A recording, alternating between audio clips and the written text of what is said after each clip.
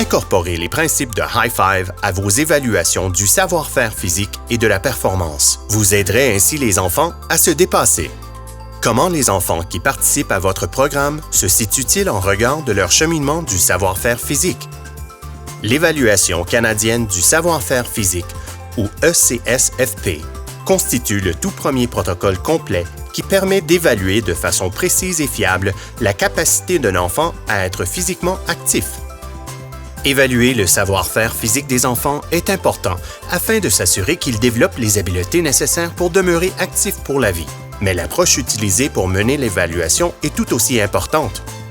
Plusieurs enfants sont emballés à l'approche de nouveaux défis et cherchent à faire de leur mieux spontanément. Par contre, d'autres éprouvent du stress à l'idée de se faire évaluer.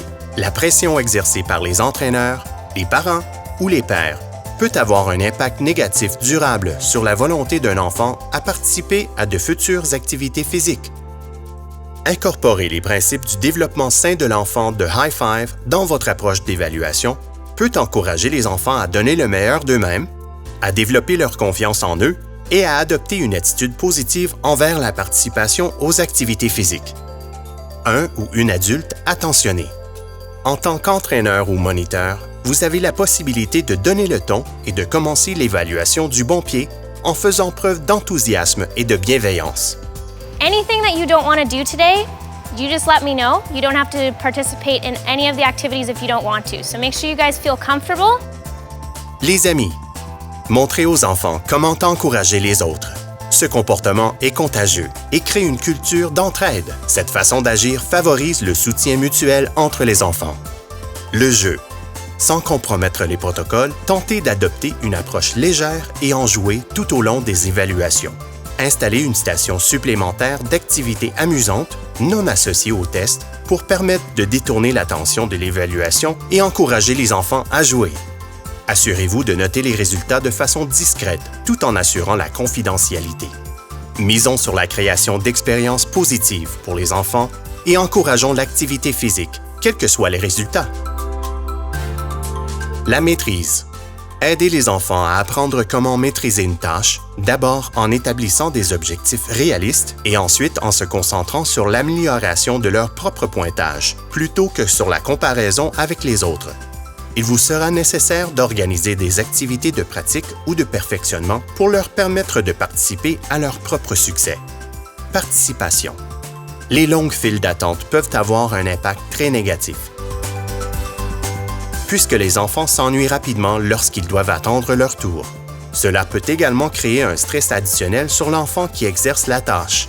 Installez plusieurs stations d'activité. De cette façon, tous les enfants peuvent s'activer et profiter de multiples occasions de pratiquer les habiletés. Cela leur permet aussi d'éviter de subir la pression de performer devant leur père. Au moment de la course navette, assurez-vous de planifier une deuxième activité pour accueillir les enfants qui se font éliminer. Ces derniers ont besoin de plus grand nombre d'occasions possibles pour développer toutes les composantes du savoir-faire physique. Rappelez-vous, les éléments de test de l'ECSFP sont tous facultatifs.